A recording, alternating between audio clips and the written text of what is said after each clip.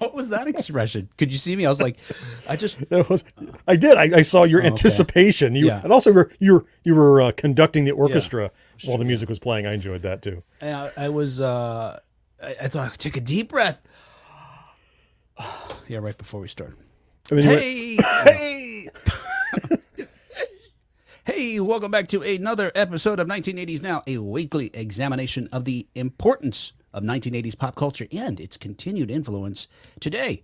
My name is Will, and joining me, as always, is my friend and co-host, John. Hi there. Something's missing. You notice something is missing? I know. It might be this thing I'm hearing about, Mandela effect, where sometimes people feel like things are a certain way, or were. Right. Like, I have the feeling there was a third host, but maybe that's just, I'm misremembering it. Yeah. I don't remember that at all.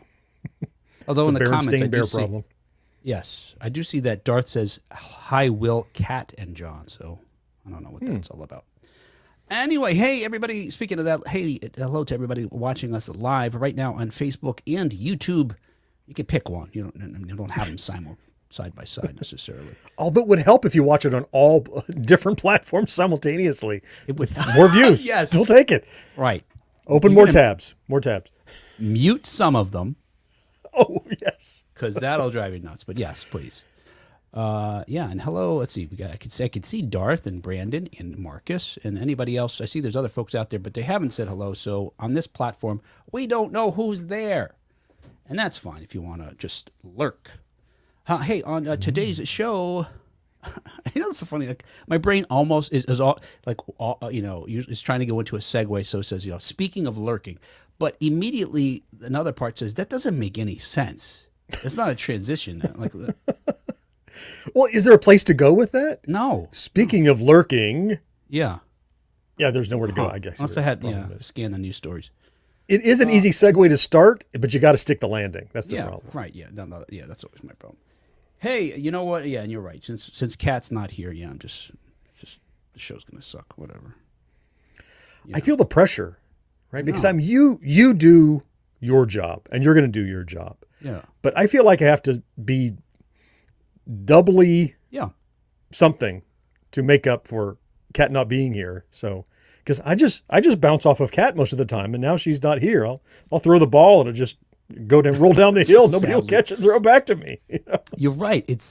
Since it's basically 33% each. You've got 66% now. So it's more than half of the show is on your shoulders. Okay, I'll try. You're getting crushed.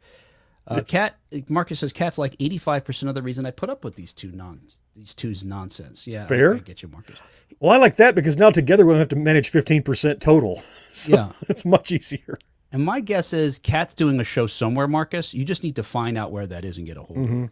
Yeah.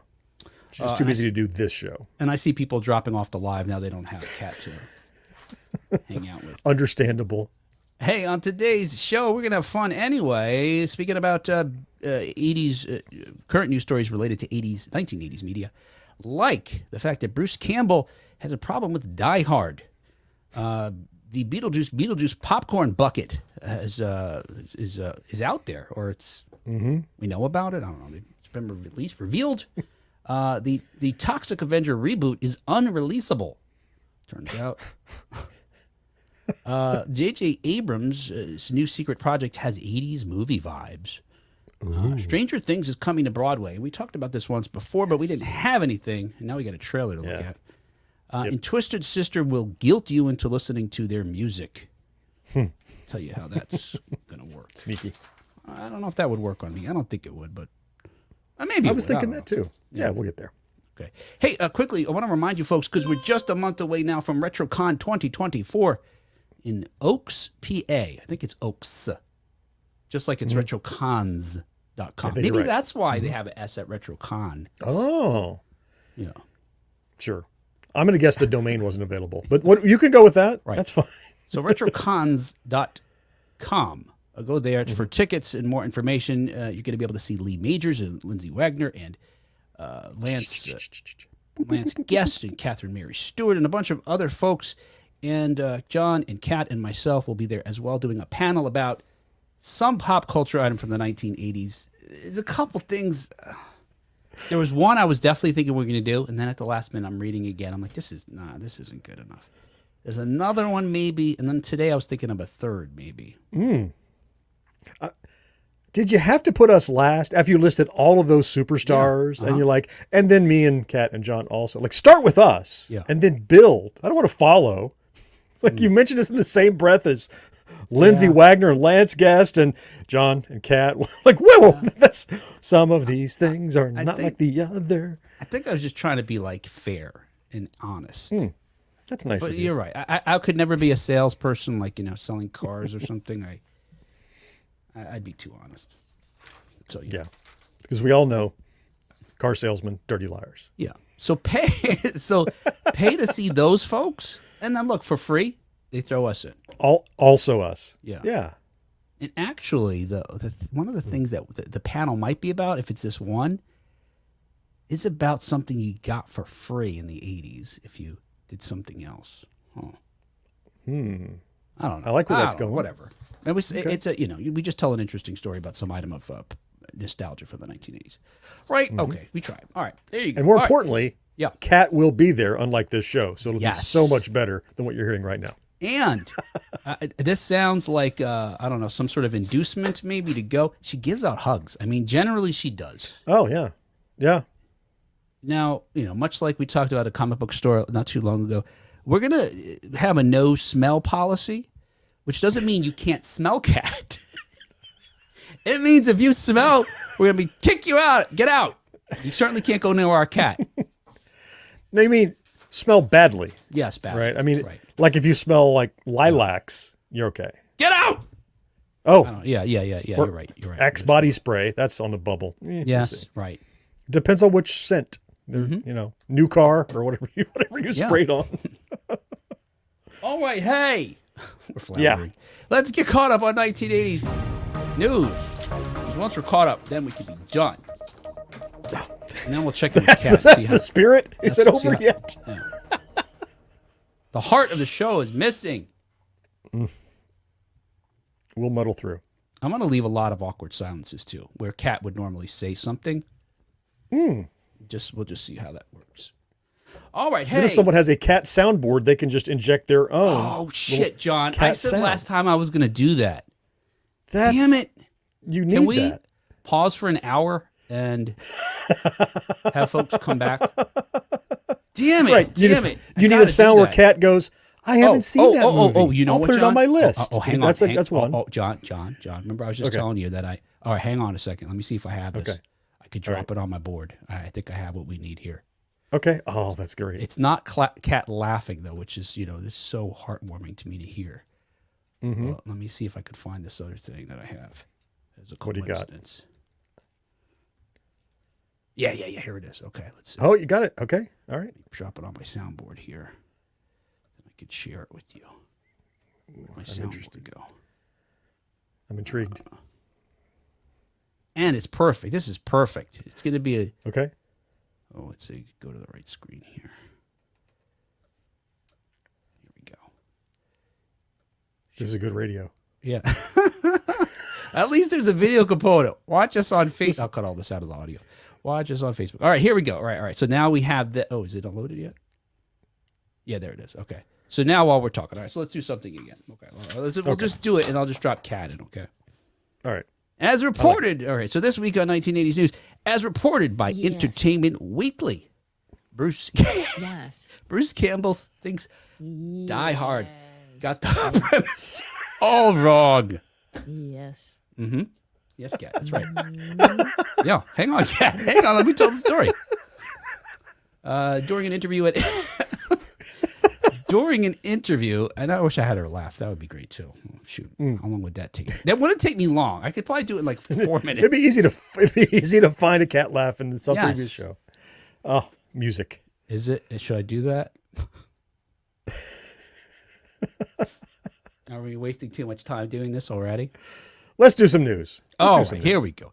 Hey, during an interview at Entertainment Weekly's Comic Con 2024, the Evil Dead star discussed his attraction to the script for his new Peacock series, Hysteria, which I might check out just because by nature of him being in there. But in doing so, or while he was doing so, he revealed agreements that he has with a certain iconic action movie from the 1980s. So with regard to his show, he said, quote, "Hysteria caught my attention because he's a man on an island. He's a rational human being trying to figure out the craziest shit in a small town. And what I like about it is small towns are not ready for that stuff. They can't handle pandemics. They can't handle satanic shit. What is this show about? It's a pandemic and satanic stuff? I mean, I'm definitely intrigued now. They don't know how to do it. They don't know what it is. They get drunk drivers. That's it. Huh.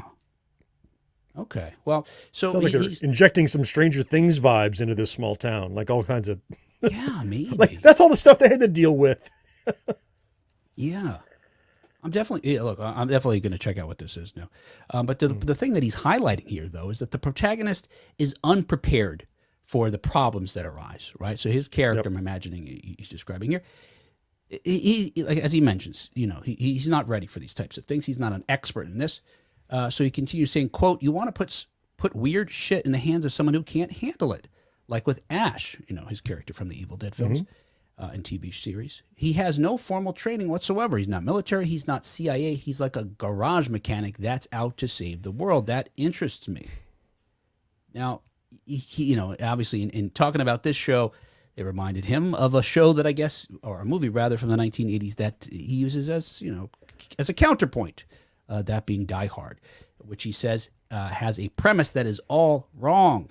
Quote, "The guy in the air vent shouldn't be Bruce Willis. He's an ex-LA cop. The writers just took the easy train. You can put an accountant in the air vent who's never fired a gun in his life, but oh my God, he's smart. Now I'm interested," end quote. Yeah, if only they had done that, that movie wouldn't have been so terrible. Yeah. It's tough to criticize that. Like, okay, maybe it would have been a different kind of interesting, but yeah, it's tough to bash that film.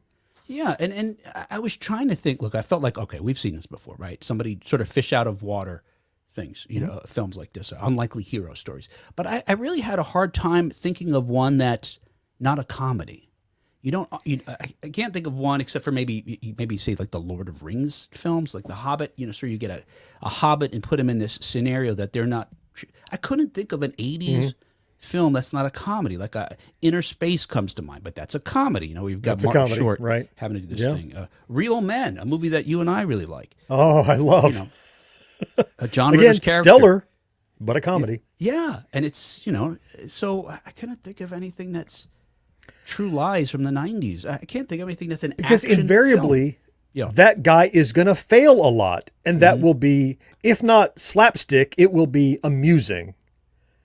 Even if it's serious stakes, it's going to be kind of, oh, look, he screwed that up. Now, to his point, okay, if he's smart, that's interesting, and he's able to figure these things out. But then I would argue he's not that incompetent. If he's so smart, he can just figure these things out. Yeah. So what's to gain by making him an everyman? If he's going to be so smart, he's able to do everything that McClane did anyway.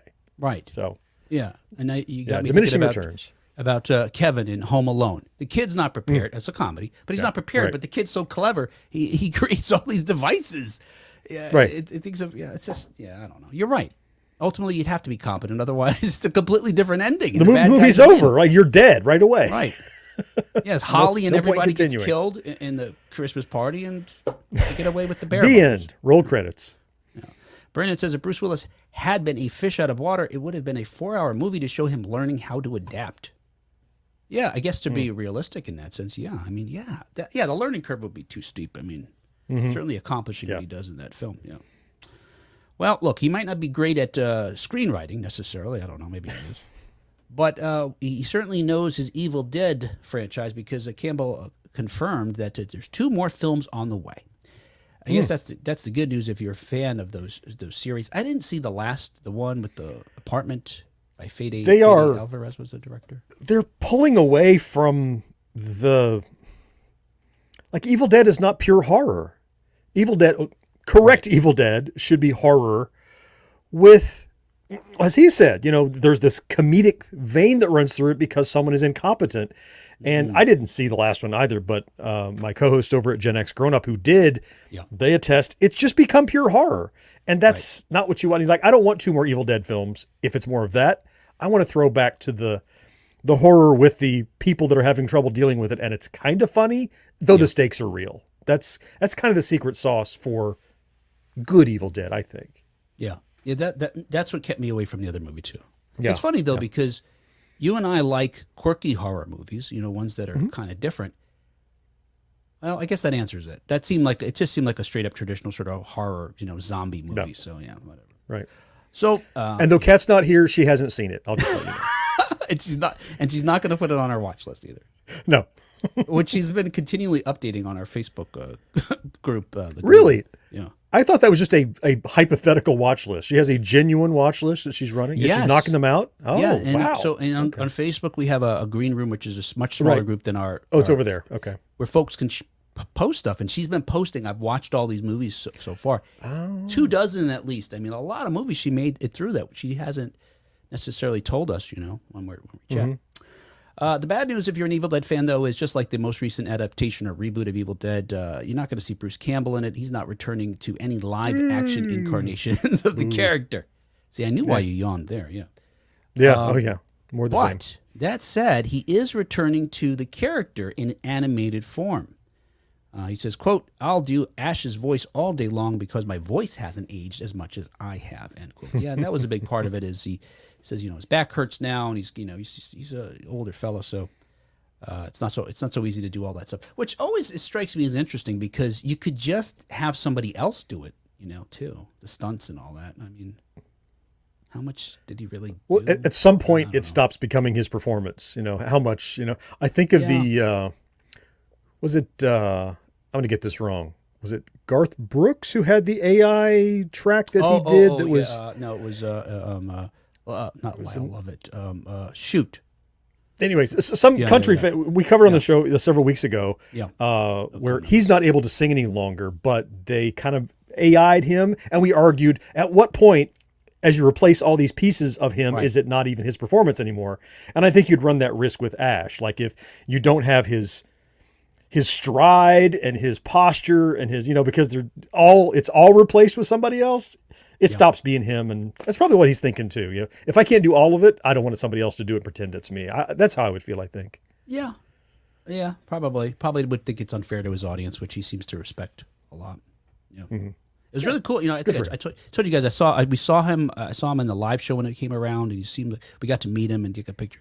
Really seems like a really cool, down to earth type of guy. Although he's like 100% doing the Ash character, like all of the time. All the time, yeah. Marcus says it was Randy Travis. Randy Travis, yeah. I was just looking that up too. Randy Travis. And Brandon says, I also have Google. Marcus beats do it. Brandon says the last Evil Dead was, wait for it, a dumpster fire. He's not letting you off of that one, John. You remember? Yeah. People are coming around to my way of thinking on Afterlife. Right? Yeah, I'm starting to see more people as the warm glow of a new Ghostbusters movie fades, and they look back and they're like, "Huh, maybe it wasn't as good as I thought it was." Yeah, I saw they just put that Frozen Empires on Netflix now too. I wonder if that's... I meant to say Frozen Empire. Obviously, yeah, that's the one, not Afterlife. I love Afterlife. Oh, Frozen you liked Afterlife, right. Yes, yeah. Yeah, I guess more people are seeing it now, so I could see that. Yeah, people coming around too. Yeah. And remember we talked about with Indiana Jones, the same thing. Like when we watched The Dial of Destiny, I said, I think I'm going to like this movie more after 3 to 6 months, and I'm going to watch it because I was in the midst of the hype and all of the baggage that it had and that kind of thing. And I think that's happening in reverse with Frozen Empire, with the small sampling of people that I've seen where they're like, huh, now we're seeing all the problems with it and the characters that were introduced for no reason and the wasted opportunities. And they'll come around. Eventually, I'll be right. Yeah. Just not yet. Right. Yeah. Yes. Thank you, Kat. Yeah. Mm-hmm. Yes. Yes. Mm-hmm. Marcus says, I listened to the show, Jack Wagon. He didn't have to Google. All right. Hey, also on 1980s news, as reported by The World of Real. And speaking of comedy horror films, the Toxic Avenger reboot is, quote, unreleasable, end quote. Is it at Warner Brothers? Is that why? No, but no. Although some folks were speculating, if it wouldn't go the way of Warner Brothers. But that seemed like Warner Brothers, whatever. It seemed like they were, whatever. We talked about this before. They have a very Whatever. Anyway, hey, look, we've talked about many times that there are many fantastic films celebrating their 40th anniversary this year. Well, Toxic Avenger also came out in 1984. It was the first in Troma Entertainment's comedy horror series, directed by Michael Hertz and Lloyd Kaufman produced it. Those two folks together are the co-founders of Troma Entertainment. The film was a breakthrough for the independent filmmakers, spawning sequels in an animated television program. So a short-lived animated television program. Mm-hmm. And while those later incarnations were not nearly as successful or popular as the original film, it still remains, has a cult following strong enough to warrant a reboot, apparently because in 2010 they announced that's exactly what they're going to do. And following that announcement, we had a decade of different creatives being attached to it. They went to different directors. At one point, Arnold Schwarzenegger was supposed to play the hero in the film, and reportedly he dropped out to do Genesis instead. And even though I'm not a fan of Genesis, I still think he made the right move in that regard, at least. Yeah. Anyway, ultimately, Macon Blair wrote and directed the film, which stars Peter Dinklage as the titular hero, and it's got a bunch of other mainstream actors in there as well, including Kevin Bacon of all people and Elijah Wood. If you're not familiar with it, it's about a janitor who falls into toxic waste and gets mutated and superpowers. Mm-hmm. So I have picked up on all your not so subtle jabs at the Toxic Avenger so far in this story. I will not defend that it is a good movie. Do you have a bone to pick with it? Have you just seen it and hate it, or no? No, I don't know. I think it's probably an easy target. I know it's got a lot of fans. I saw it when it was available. I've told this story before. They filmed it in my neighborhood, so I watched some of the scenes be shot. So when it came out, we were all excited about it. And I guess it's just that, I don't know. It may be that I reached out to Troma to interview some people a few months ago, and they were like, it's too soon. No, that's not even it. I don't even care. Who cares about that? I don't know. I'll probably just I'm punching down. It's bad. I shouldn't do that. Yeah, it's a weird movie in that you want to say it's so bad it's good, but it's almost not bad enough to be so bad it's good. It has like moments of like, I see a filmmaker in there. I see somebody doing craft. I see some art happening and failing, but like I see where they were going. I see what they were shooting for. They didn't have the budget or the equipment or the talent to do what they wanted to do. And like when I've watched that, and I've watched it in decades probably, but I watched a lot when I was younger, like I had it on VHS and I would watch it. And it was just, it's like you're watching, like you're rooting for your friends up the street who are trying to make a movie, because you can see moments of like, oh, they almost did something cool there, but it looks stupid, but I know what they were going for. So I kind of root for it. Even I wouldn't call myself a fan, but I don't crap on it either, because I'm like, oh, it has a warm spot in my heart for kind of how it makes me feel about filmmaking, knowing how they fell short and were so close to maybe doing something great. And it ended up being popular because maybe that's why other people like it so much. I don't know. I never asked anybody why they're such a fan. Yeah. I mean, that's kind of I want to say meta reason for liking it maybe, but I get it. I get it. And yeah, right. It's not liking the film itself, right? It's liking something around the film. Sure. Yeah. And I agree with you to the extent certainly that Troma deserves a lot of credit for what they've done. They got a very niche sort of piece of you got comedy, you got horror, you got comedy horror, and then you got Troma. But they've established quite a brand for themselves. Certainly so successful that they could warrant the attention of folks that are much bigger than them at this point. Yeah, and didn't they, as a company, really they laid a lot of the foundation for direct-to-VHS releases when that wasn't quite a thing yet.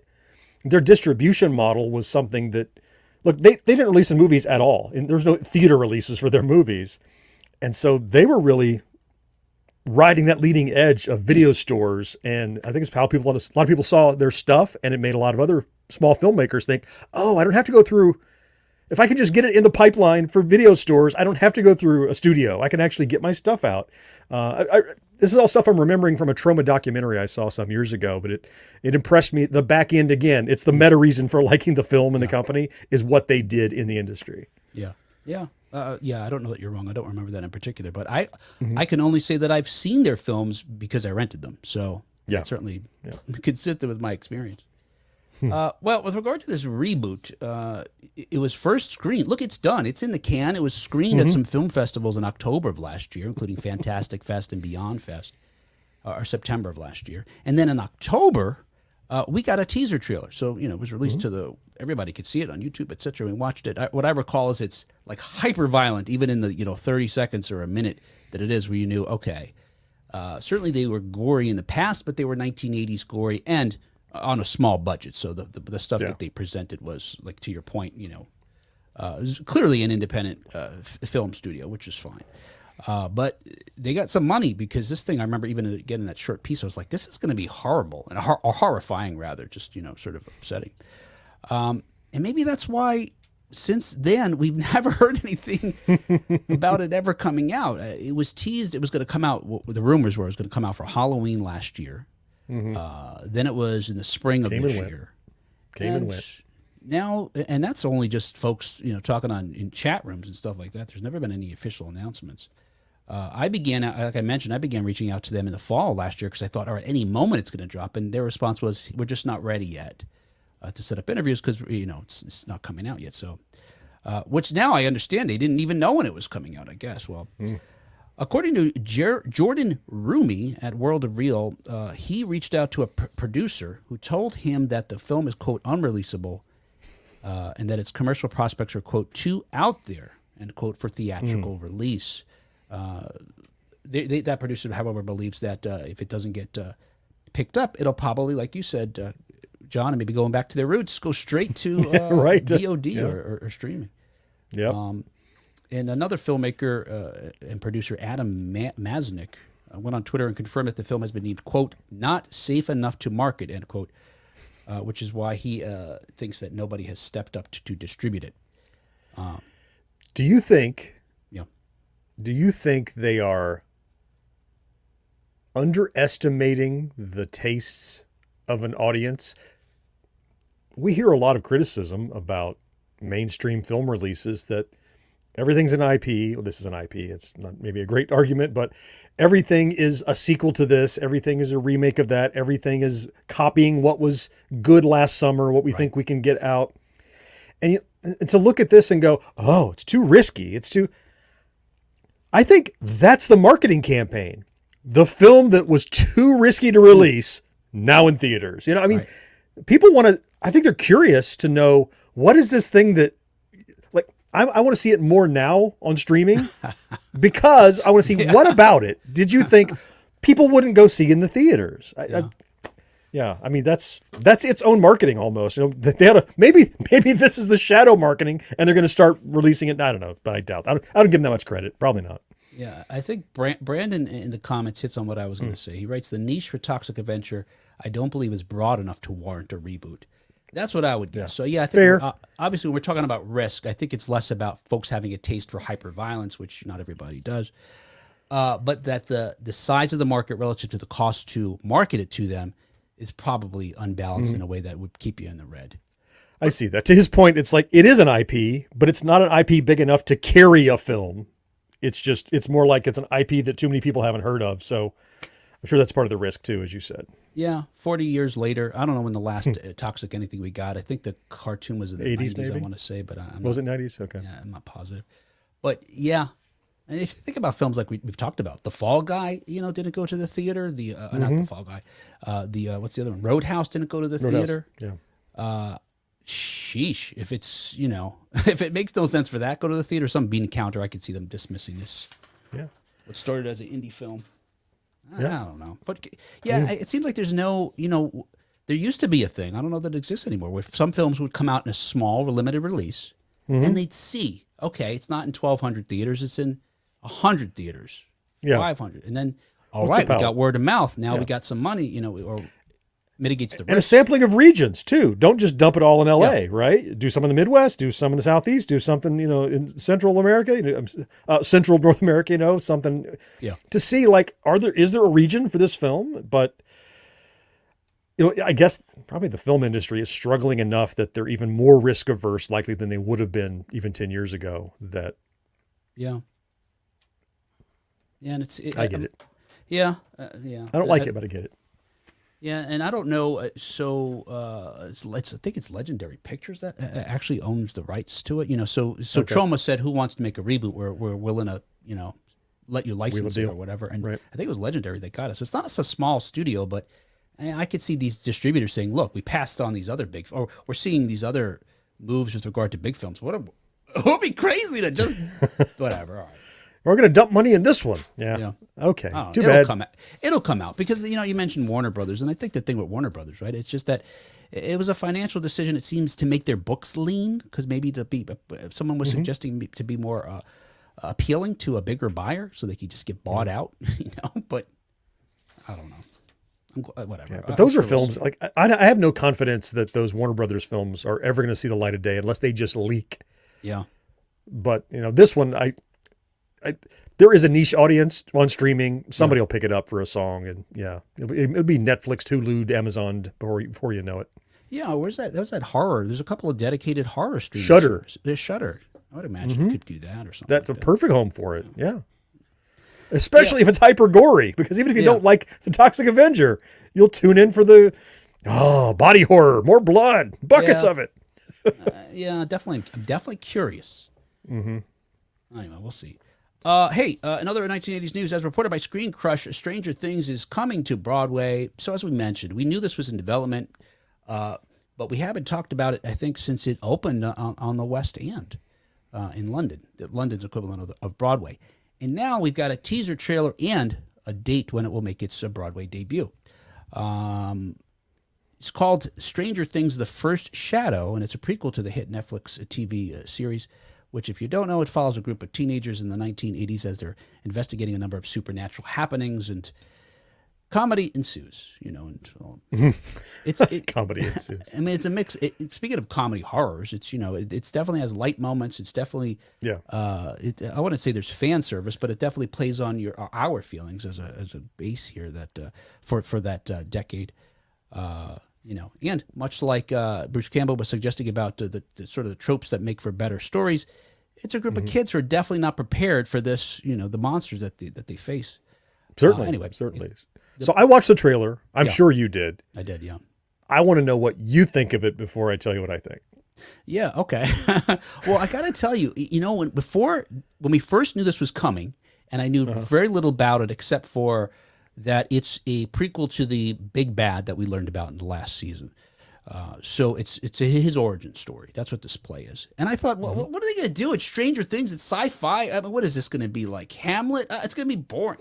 Now, I say all that, but last week I was in New York, and I saw Harry Potter and the Cursed Child, which is another show I dismissed, even though I'm a fan of Harry Potter. And holy shit, if the play isn't well written and the characters engaging, the actors fantastic, they also make magic real in this production.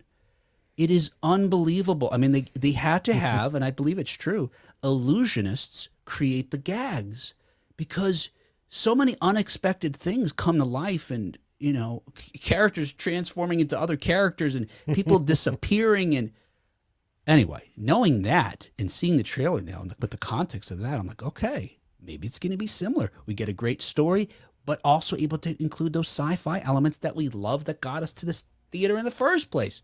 So I am excited. The only I guess con I have is some of the clips on that trailer seemed so visually like it could be a show that I thought, well, why am I going to see this on stage then? I know what you mean. That was the only downside I could say. Yeah. What'd you think? I saw a lot that looked really similar to, like, almost exactly to scenes I've seen in the series. Yeah. To your point, it's like, it's a prequel, but I guess we have to see these things again in the past. We have to see a Demogorgon, we have to see whatever. But I don't want this to sound negative, but I've cooled on Stranger Things, not because I'm not a fan of it, But because it has been so stretched out, Right. and it's not about kids anymore. It's these young adults who are playing kids. It's the old 80s trope. They're all in their late 20s playing 15-year-olds, Yes. And because they stretched them out years between them, right? You remind me. We watched my wife's a huge fan of Grease and Grease 2. I love Grease. Yeah. So we showed my wife has been Zuko. waiting to show this to my daughter. And so we watched Yeah. it just a few days ago. She's 13. And we see all the characters come out, and she's, doesn't say anything much about anybody until she sees Stockard Channing, and she says, "This woman's in high school. She's got to be 40." Yeah. And the reality is, like to your point, in the 70s and 80s, you had 20 and 30-year-olds playing teenagers. Anyway, yeah. Yeah, we did. So to that point, though, that is what has kind of made me cool on Stranger Things. I'm excited to see the 5th season because I want to see the story wrap up. I mean, it's a franchise. It'll continue in the future, but with different actors and do something different in the future. But it gave me some of those first season feels when I watched the trailer. Yeah. And plus, it's theater, which is a huge plus. You got to really screw it up to make theater bad for me. And I've heard stuff about Back to the Future. I've heard stuff about Back to the Future, of course, which kind of did more than they needed probably to put cars speeding around. Like, you don't have to have all that, but you kind of wanted it. I want to see it. I'm just saying. And Stranger Things is almost that thing. It's atmospheric. There's some monsters or some stuff, but it's not. I can imagine it being the right kind of gags and effects for theater that are made for theater. Right. Because it's kind of like that old filmmaking. It wasn't so over the top. There were giant set pieces, of course, you know what I mean? But I just feel like it fits so well in theater. And then seeing the trailer, and I'm not going to see those actors because several of them like, oh, that's pretty spot on. But I'm super excited about it. I don't know when I'll get a chance to see it, but I think it looks fantastic. Yeah. Oh gosh, I thought you were about to shit on it, and you did. No. Yeah. And, I was prepared to, was the thing, right? I was like, Stranger Things. Now what? They really jumped the shark here, but I don't think they did have. So we'll I don't want to spoil Cursed Child, but because it's the closest thing I have for reference, and it's so new for me because I just saw it a week ago. There were moments where I felt stunned, shocked, scared, and so I could only, and part of it, like we talked about with live theater, is because you're there, and it's not real. But I'm not watching these monsters on a screen. The monster's right there. It looks real, right? Yeah. It's like my brain has not yet figured out, like, I know this isn't fake on TV. Yeah. It's fake in reality, but I can't see the fakeness. So now, like, your monkey brain kicks in and goes, should I run? Should I run? Yes. I know. Yeah. I love that phenomenon. I hate every now and then when I see a live show or I'm seeing a movie. It's interesting because there's, I think I've heard it described as similar to a hypnotic state, the same state of mind you go into. But like someone can ask you for, hey, can I have some Raisinets? Yeah, here you go. Or what did they say? Oh, he said that, Rosebud is the name of the sled. Whatever. And you stay in Spoiler. it. But every now and then I'll have a thing where it's like takes me out, like my phone goes off or something. I'm like, oh no. And then I realize, oh crap, I've been in this world. I've been living in the world of this movie or theater show. Oh my God, I'm still here. It's weird. I'm in New York right now. I love how that works. Like you said, your monkey brain. I love that. The primitive, like, I just know I'm seeing something scary and something primal in me is like, you maybe want to run. You should be a little worried because this is. So look, here's the good news, and again, it's a prequel about Henry Creel, who's the guy who ultimately becomes the big bad in the 4th season of Stranger Things. But it's been in London, like I mentioned, and it's been successful, so much successful that the producers, and Netflix is one of the producers, are planning to make a trilogy out of this, a trilogy of stage shows. So. Holy crap! Yeah, I can't imagine what other stories left to tell, but I didn't know they had this. So let's see. And the show hasn't gotten uniformly positive reviews, but it's got a lot. I'll give you this was a funny one, I thought. And the New York Times described again, I'm talking about the West End production because it's not on Broadway yet. They described it as, quote, a gaudy, I looked up how to say this word. I got to remember it. A gaudy, vertiginous fairground ride of a play. Exactly what you'd expect from a show produced by Netflix. Cheap thrills, expensively made. Now, that's just one of the, again. Put a pause there and tell you, that doesn't discourage me. Everything in there is like, I want to see what you saw that made you write that now. Right. Yes. Yeah. Look, a thrill's a thrill. I mean, I don't know. Right. Expensively made thrills, that sounds even better. Right. Yeah. Yeah. Sounds like I like it. Yeah. In vertiginous, by the way, it means like is the same root as vertigo. So it means like, vertigo. No, dizzying. Yeah, dizzying. Yeah. That causes you to be disoriented. All right. Yeah. If you want to see it, you can see it here in the good old United States. Of course, if you're overseas in London, you can see it right there.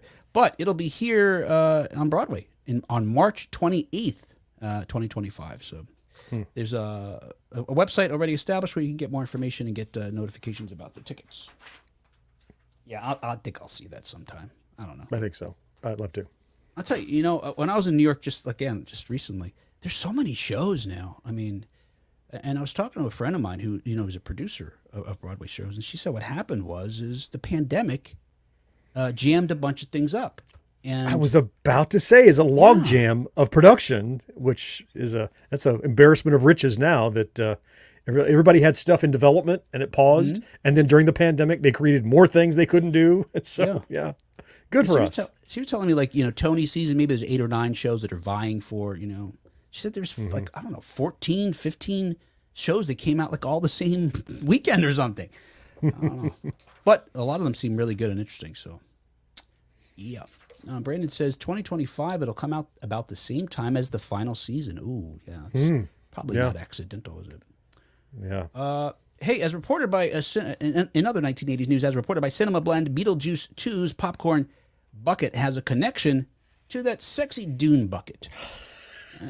Does it, though? I'm going to tell you right now. It's a tenuous connection. It's just going to allow us a jumping off point to talk about popcorn buckets. Yes. Which is always fun. Yeah. So when it comes to 2024 movies, there seems to be somewhat of a popcorn bucket popularity contest going on right now. And it was kicked off by, it seems, the Dune 2 container that went seriously viral. You'll recall, and we talked about it most recently, Deadpool and Wolverine. We were making a joke that turned out to be real, where they parodied the sandworm Dune bucket, popcorn bucket, with their own looter container, because it was intended to be loot.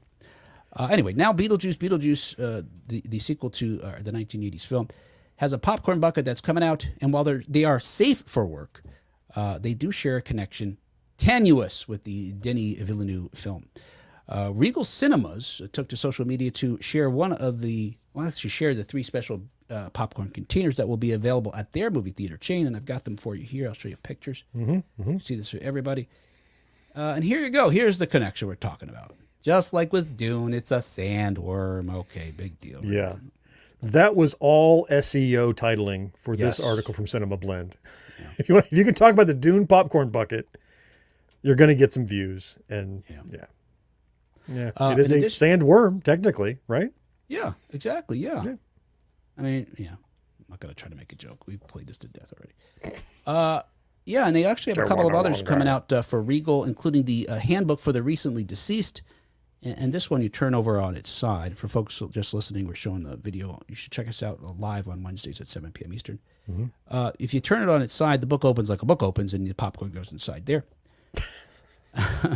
Not much. It looks like a book. I know, right? Like you said, people aren't really putting popcorn. It looks more like a TV tray you'd open up, and it's just a thin layer of popcorn, one kernel thick. Yeah, it's like a bento box. Yeah. Right. Yeah, I like the box. It's cute, but still. And finally, they've got a Tombstone also as a collectible popcorn bucket. Here, it's Beetlejuice's Tombstone. You've seen it in miniature form in the films. This one, this one they just really crowbarred, a popcorn container into it by adding this. Pull out. They're just toys onto which they have found a place to insert popcorn. Is really. Yeah. And I'm not hating that, but it's kind of.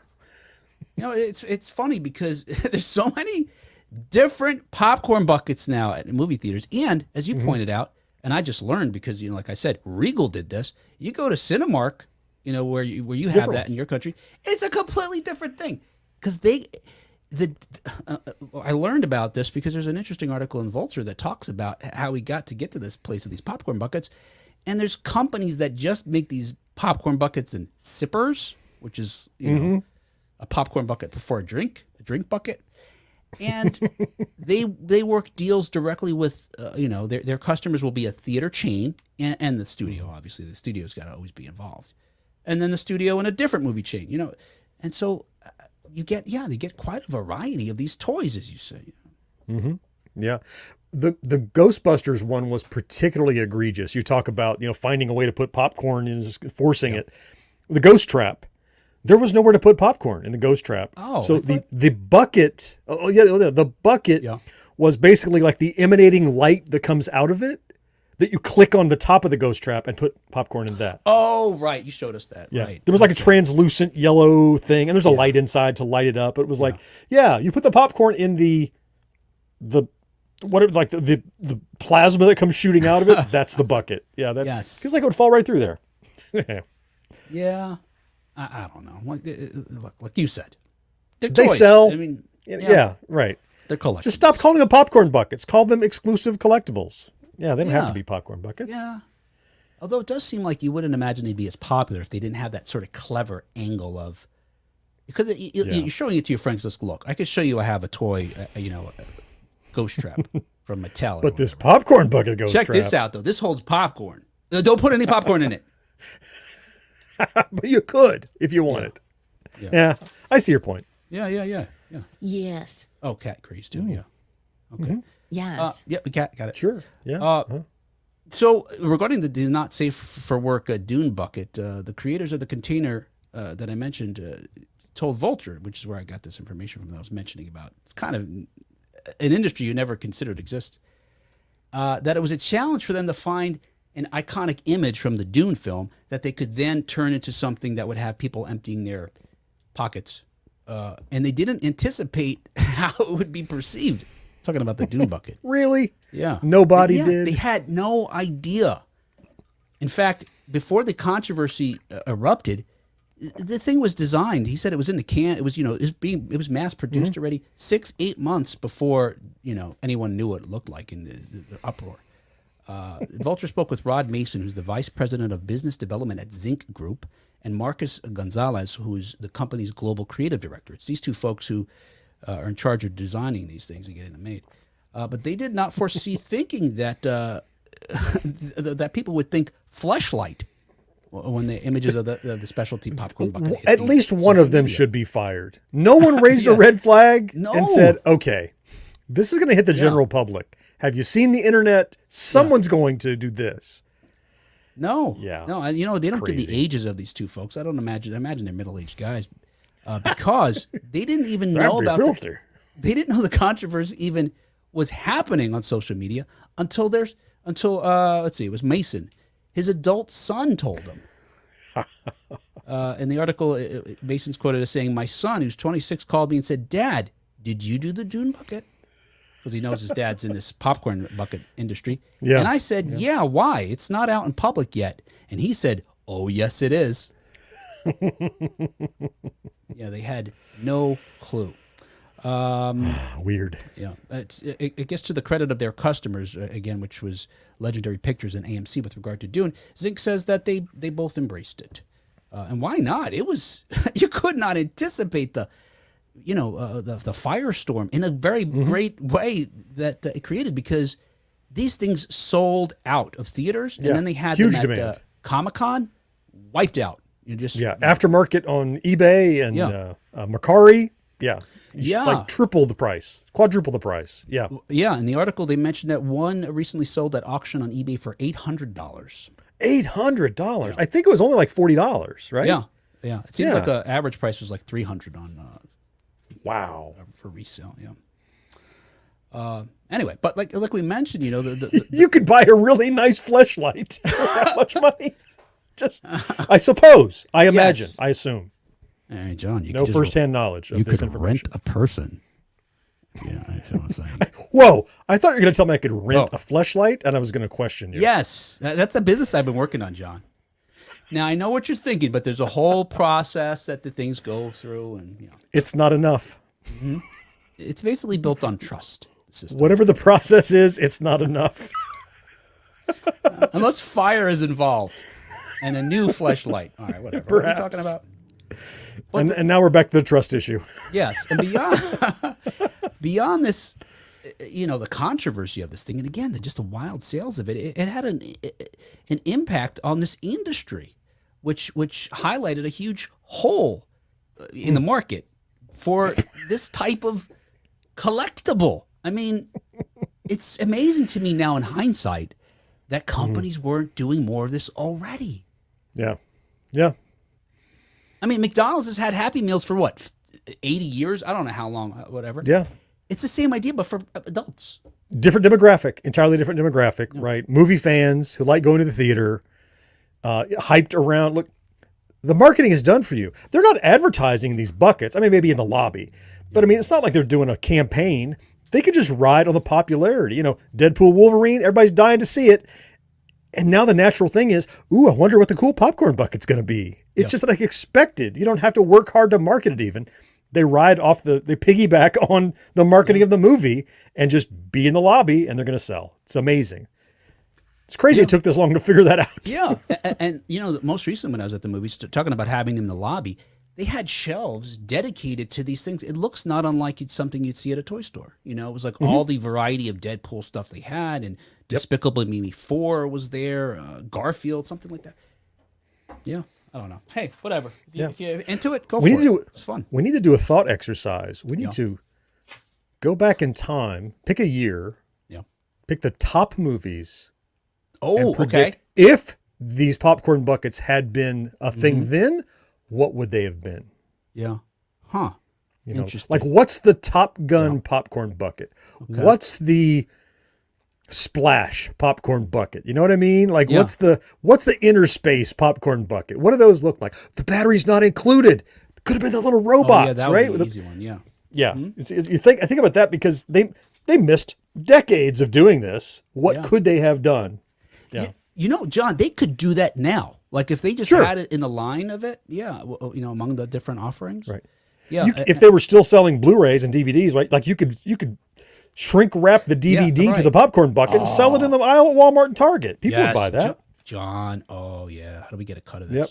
Yeah. Put me in the writer's room. Put them in the Zinc Productions office. That's right. Yep. Yeah, and that article in Vulture, these guys talk about, you not only have to consider what will someone see and know, oh, that's from that movie, but whether it could hold popcorn.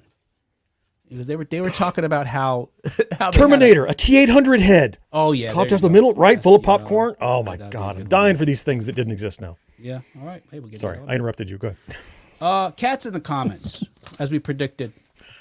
We knew she would be. Yeah. She's at the computer. Right. Cat, you're in the comments, aren't you? Yes. Yeah, I do it. Thanks for agreeing.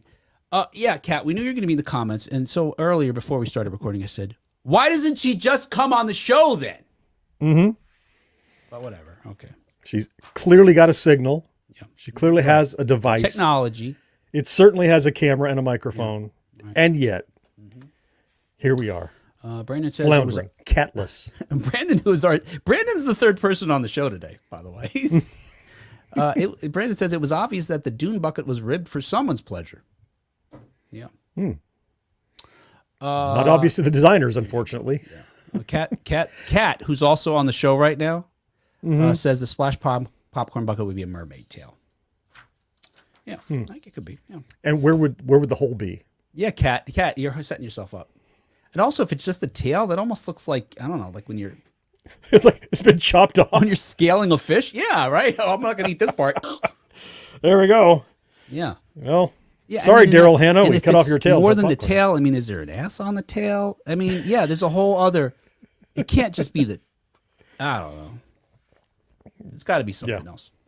All right. Hey, another 1980s news as reported by Ultimate Classic Rock. Here's Twisted Sister's trick to make fans stay for new songs. So although Twisted Sister started in the 1970s, it wasn't until their third album, Stay Hungry, which was released 40 years ago in 1984, that the band reached international stardom. Look, if you don't know that album, you know the songs because it gave us the rock anthem, We're Not Gonna Take It. But other hit tracks as well, like "You're Gonna Burn in Hell," which was also in Pee-wee's Big Adventure briefly, and "I Wanna Rock Down, Don't Diddle Down." Well, look, just like with other bands, and we've talked about this before, there's an expectation that when you go to a concert to see somebody perform, they're gonna play those hits, and that as a concert goer is irrespective of, I think that's a word, of what the band's creative, aspirations are. I remember when Billy Joel was like, "I'm not doing rock and roll anymore. I'm going to play classical music." Well, I don't know, instrumental music. I guess it's not classical. Good luck to you. I'm not interested. Definitely don't do it in concert.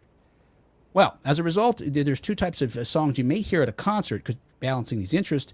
There's, this is according to J.J. French of a Twisted Sister, you're going to hear the classics and the piss songs.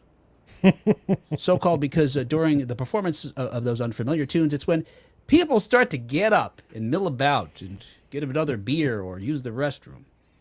Well, in a recent episode of Let There Be Talk, French explained how his band's frontman... I want to talk. That would be a good name for a Twisted Sister podcast, yeah. Yeah. That's a fantastic name. Let's do it. I don't know anything about Twisted Sister. Let's do it. Me neither. But, and then let's also do a popcorn bucket for it. Dee Snider's head. Dee Snider's head, of course. With the makeup on. The wall paint. French explained how Snyder faces this challenge. He says, quote, "The truth is, when you come up with a new song, most people just get up and go to the bathroom. We recorded a new song many years ago called 30. We started playing it live. And Dee started saying, okay, folks, tonight we're going to be doing a new song. I'll give you plenty of warning. It's the song you're going to go out and get a drink or take a piss. We're 3 songs away from the piss song, 2 songs away from the piss song, and so on. And he would embarrass the people so much that they wouldn't leave because now they don't want to look like schmucks by getting up and leaving." End quote. Yeah, I don't know. I think...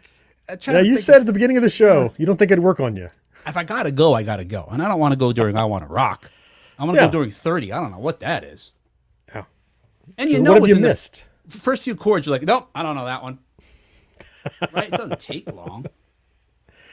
It might be a fine song, but that's not the song that got you to the arena that night. Yeah. That I never understood. I mean, I understand the artistic bent, why people go, artists will go, well, I don't want to do all of those old songs anymore. Yeah. But it's kind of like, it's like film. It's like that Lucas thing. Who owns the film? Yes, you created it. But once it's out in the world, people have a type of ownership over it. And they want to see you do it. They're willing to pay you to do it. And if you're like, I'm an artist, I don't want to do it. Well, we don't want to pay you then. Yeah. You can release new music and we'll listen to it on Spotify and maybe we'll like it. Maybe in 20 years we'll go see you in concert doing it. But you released that music. It became popular. That's how you got your career. So you pay your dues in the beginning to get a career. And then when you have a huge career, you got to pay your dues by repeating those successes because people want they want to see you do it live. Yeah. That's why they're there. Fine. Mix in you're taking a break piss songs if you want. Yeah. But people shouldn't be upset about it. And like guilting people into it, they paid for their ticket. If they want to fall asleep during the concert, they should be able to. Don't guilt them. Yeah. Yeah. And because a concert venue is so large, provided I'm not sitting in the front row, I'm getting out of there. I'm going to use the bathroom. I've been to comedy shows where you wind up sitting, sometimes you go and it's like, it's the kind that have tables where, a lot of them are like this because they can serve you food and drinks. That's also how the shows make their money. So they seat you, you may pay for an area and then they seat you wherever's available. I've been, I have an area and then they sit me right in the front. I'm like, oh no, I don't want to sit here. Because inevitably you're a target of the comedian. And if you get up and walk or where you going, dummy? Yeah. Oh yeah. Yeah. So it's not that. You can get away with it in a arena. Just occurred to me, if you really have to go, secondary use for the Dee Snider popcorn head bucket. Yes, John. You're right. I hope it's waterproof. Yes, right. It's not flowing out of his eyes or something. But Yes. I want to piss. Don't. You're talking about doing the classics. There's some artists who they do them, but then they do them how they want to do them. Not the original version, not in the original style. And French goes on to cite the example of Bob Dylan as someone who won't play the classics in their original published form. He says, quote, "Dylan is indecipherably bad." Huh. You don't even understand it. But if you're a deep Dylan guy and you think Dylan's so esoteric, you go, he's an interpretive artist. He does it the way he wants to. The average person doesn't give a shit. They want to hear Blowing in the Wind like Blowing in the Wind. They like to hear the song that sounds like the kind of record because that's what they remember. End quote. Yep. Yeah, I agree too, yeah. Yeah, I can see that. And I feel the same way about acoustic versions. You know, MTV had these popular, what was it called? Unplugged. Like, this is fine. It's interesting. It's novel. I want to hear the original version. That's what I like. Yeah, those are good in small doses, right? I don't want that at the exclusion of the one I know. It's nice to hear that and go, oh, look how talented these people are. Look at the range. Look, there's no vocoder going on. There's no auto-tune going on. Look, there's no nothing electronic. Yeah. Yeah, nothing crazy is happening. And you're like, oh, wow, I can appreciate the talent here. But then I want to hear the real song right after that. You know, it's kind of, not instead of. What the hell's going on with my hair here? I don't know. Your hair always looks great. I don't know what you're talking about. Okay, thanks. Yeah, and you're a captive audience. So you got to hear it however they want to do it. And you get your one shot to see them live, and now they do it a shitty way. Yeah, I don't want to see that. All right. Yeah. Hey, another 1980s news. This is our final story. Yeah, it is. Look at that. Oh no. It's flown by. It's flown by. Oh, Kat said she had to go. She also said she was in a location unsuitable for recording. So, Yes. Likely story. yeah. Hey, our final story here, per the World of Real. Another story from World of Real. Look at that. They're moving ahead. Coming on strong. J.J. Abrams' secret project has 80s movies vibes, and it's a specific movie that folks are invoking, which got my, eyebrows raised. More details. Now, apparently, look, they say more details have emerged about this project, but quite honestly, I didn't know this was a project. So these are the only details that I've ever heard. Right. But he's got this new mysterious movie that people have been talking about. And most recently, you learned that Glenn Powell, who seems to be getting a lot of roles since he was in Top Gun Maverick, and Jenna Ortega, again, another person that is, getting notice. And I think she's fantastic, so I'm glad to hear that.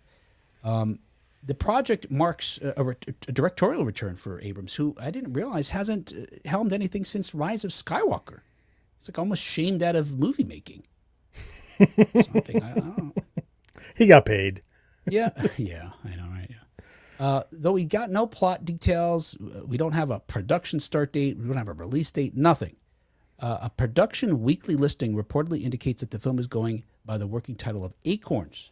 That's about all we know, except for, according to a website called the In Snyder, which is by some guy named something Snyder. He says he's told that it's a fantasy film with, quote, Last Starfighter vibes. That's the thing that makes me think it's not the Last Starfighter. Because it's vibes? No. Because if you're going to use it, if In Snyder is indeed any kind of insider, you're not going to look. If he's working on the next Ghostbusters movie, you're going to go making a franchise comedy in the vein of Ghostbusters. You're not going to compare it to the thing it actually is. It's too on the nose. So unless he's just enough on the outside that he doesn't know any better, but I would love for it to be. Yeah, me too. And I think J.J. Abrams could be a good choice for that, as long as he didn't try to subvert it somehow with his mystery box formula. Like, I really loved that Super 8 movie because it was set in the 80s. It was so Spielbergian. I was about to say the exact same thing. Yeah. Which I loved. And then I didn't like how it ended, though. It turns out the alien was killing people and eating them or some shit like that. I don't remember. But suddenly, they always should be scared of the alien. It felt like it was E.T. until, like, the third act. I was like, whoa, it's Jaws! Yes, very Spielbergian. There you go. Yeah, so as long as he doesn't do kind of crazy shit like that we come to know from Abrams in that regard. Makes a great Mission Impossible movie. I really like the Star Trek reboots. A lot of lens flare, but still good, solid. Maybe too much. Yeah. This source also told Insider that he added that it doesn't take place in space, and that it's decidedly a throwback of sorts. Apparently, though, they noted that the script has drawn mixed reception from industry insiders who have read it. But that's fine. Obviously, if it was brilliant, there'd be a bidding war, and we probably would have heard of it sooner than this. But yeah, most recently, as you know, I spoke to Jonathan Betchell, the screenwriter, he's just at the front. It's so funny. Like, I see him, like, he's not ready. He's not going to get that sound off. It's like I'm ready. The whole show, your finger's just over them. I'm ready. It's kind of like me with Cat, Yes. right? Yeah, I know. With Cat making sounds. Yeah. there was no indication that this thing was even close to have it landing somewhere, so it makes sense. Which is fine. According to the, let's see, we've got some other details here. The plot revolves around, quote, a young married couple struggling to survive against a supernatural entity, end quote. And they write that they say that Abrams reps could not confirm or deny the info.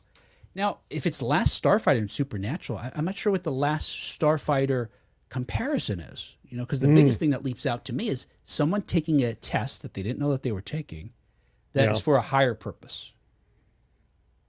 That's the most... It's the sword in the stone kind of thing, yeah. Yeah. Right. Yeah, and that's actually... Right. This might be an example of what Bruce Campbell was saying. Someone doing something they're not prepared for, except for... There again, he was an expert at the game, which he was so... Yeah, he was prepared. Yeah, I don't know. He might have been...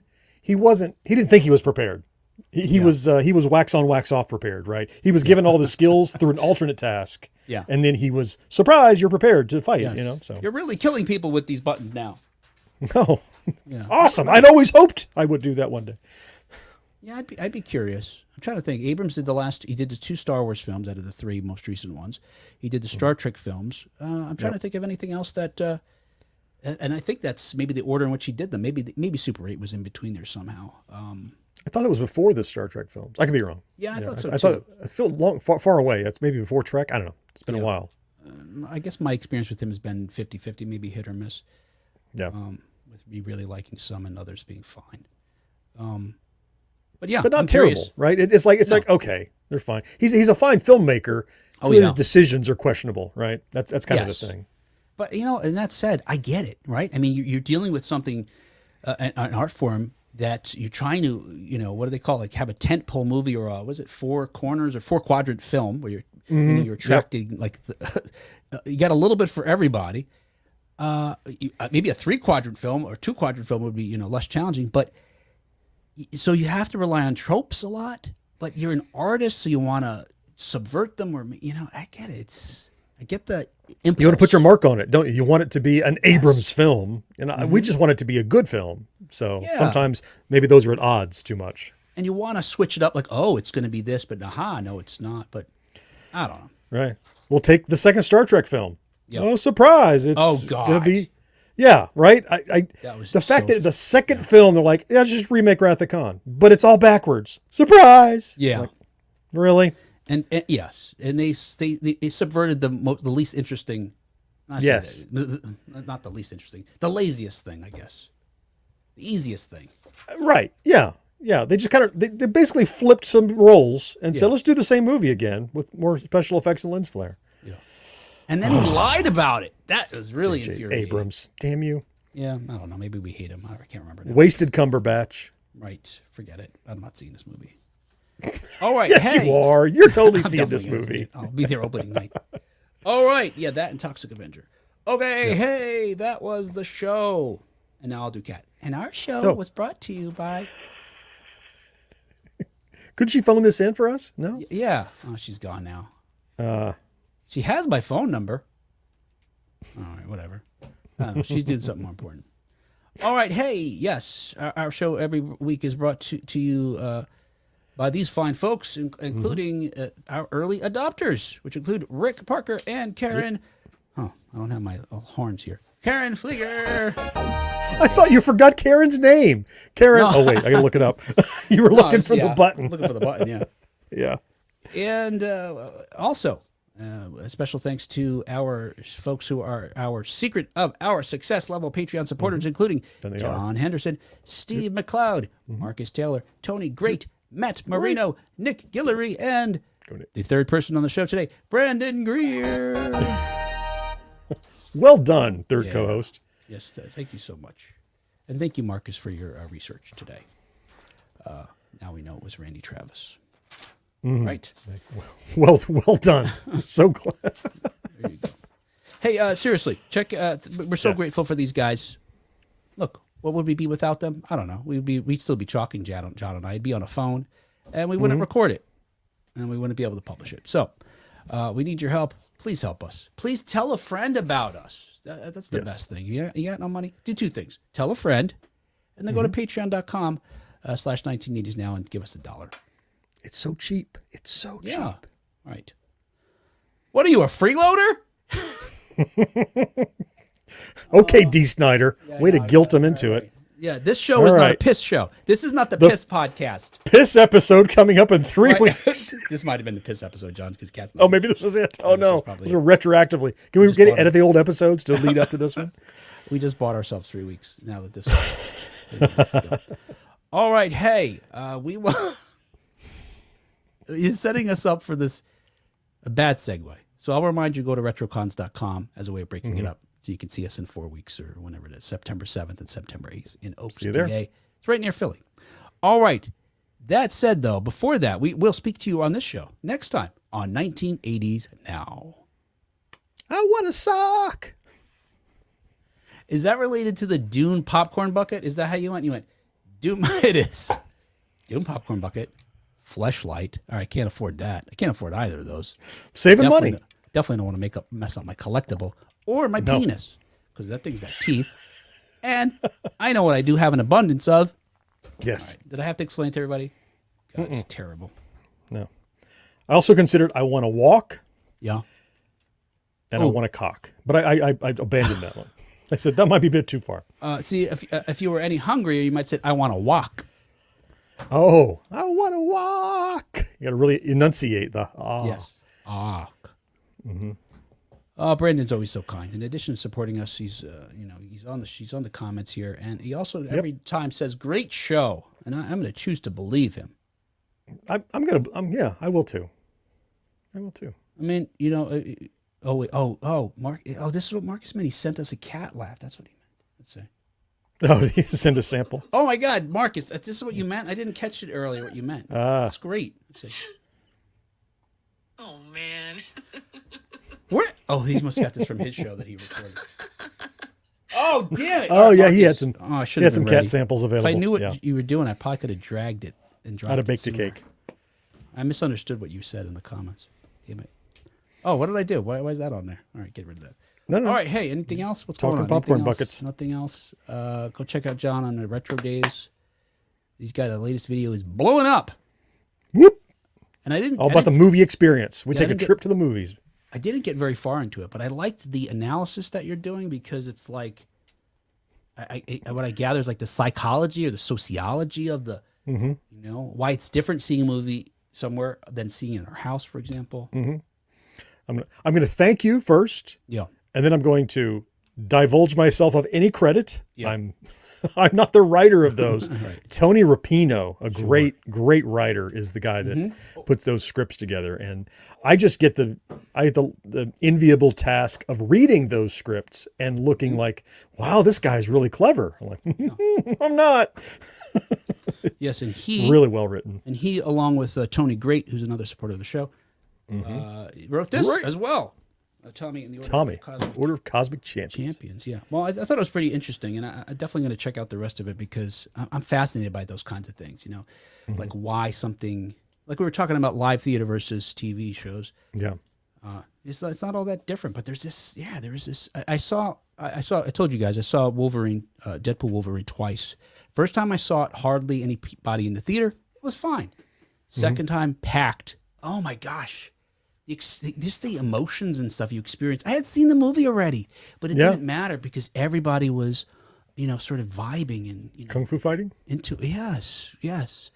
Yeah, I saw it a second time now too because I had gone to see it with some friends, and then last weekend I took my wife to see it because she loves the Deadpool films, and she's not a big fan of the theater in general like I am, but she really wanted to see this film, and so we went and saw it. And the audience was about the same size for me, so I didn't get that twist, that juxtaposition. What I did get was how many more rapid fire jokes I picked up on the second time through. Right. That I'm like, oh, I didn't catch that the first time. That's great. You're right.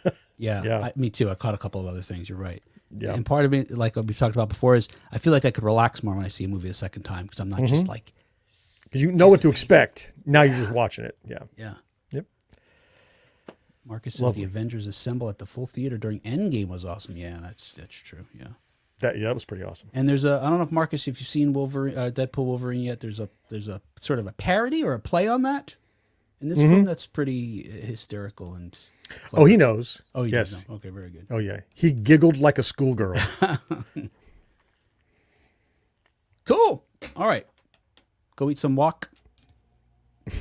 Brandon says, I want to see it, and my son does too, but I like, son, you're 10 years old. Yeah.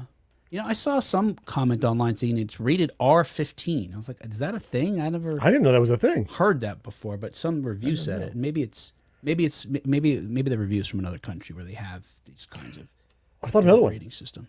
Yeah. D. Snyder in pottery class. Yeah. I want a smock. Okay. That's a good one. Yeah, we can. Yeah. There's millions we could work in. All right. You're biking in the city, and you pull up to a light pole. You're gonna go inside. I want a lock. There you go. All right. Okay. We could just do it this way. All right. You've got similarly. Never mind. It's a homophone. That doesn't count. You're in a J.J. Abrams film. I was gonna say want a Spock. You're in a boat that's in a lower. I want a lock. Horrible. Yes. Horrible. Yes. That's not comedy. What are you doing? All right. We ran out of comedy, so we will say goodnight. All right. Yep, Love you guys. Take care. Bye. Thank you. See you next Have a time. good night.